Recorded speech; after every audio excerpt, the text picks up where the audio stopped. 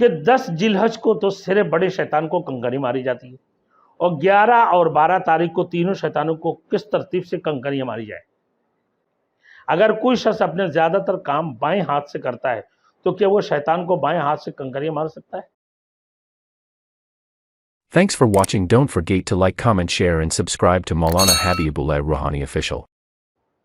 کنکری مارنے میں ترتیب کیا ہے کہ 10 ذیلحج کو تو سر بڑے شیطان کو کنکری ماری جاتی ہے، اور 11 اور 12 تاریخ کو تینوں شیطانوں کو کس ترتیب سے کنکریاں ماری جائیں، کس ترتیب سے ماری جائیں۔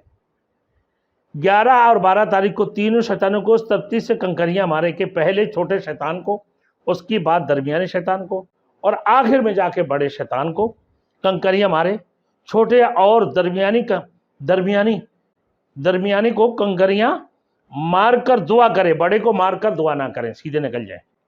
اگر کوئی شخص اپنے زیادہ تر کام بائیں ہاتھ سے کرتا ہے تو کیا وہ شیطان کو بائیں ہاتھ سے کنکریاں مار سکتا ہے؟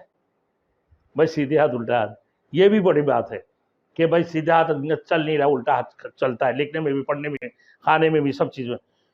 اگر اس شخص کا غالب گمان یہ ہے کہ دائیں ہاتھ سے کنکری مارنے کی صورت میں کنکری صحیح جگہ تک نہیں پہنچ سکتا ہے، اس کی الٹا ہاتھ زیادہ چلتا ہے نا، تو اس صورت میں وہ بائیں ہاتھ سے کنکریاں مار سکتا ہے۔ لیکن اگر وہ کوشش کرے کہ وہ دائیں ہاتھ سے مار سکتا ہے نا، تو پھر دائیں ہاتھ سے ہی مارے۔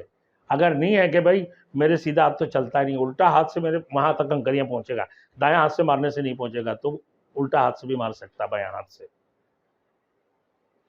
اب قربانی سے متعلق سوالات، انشاءاللہ تعالی حج افراد کرنے والے پر قربانی واجب ہے یا نہیں، اس کے متعلق میں بتاؤں گا کچھ سوالات اور جوابات۔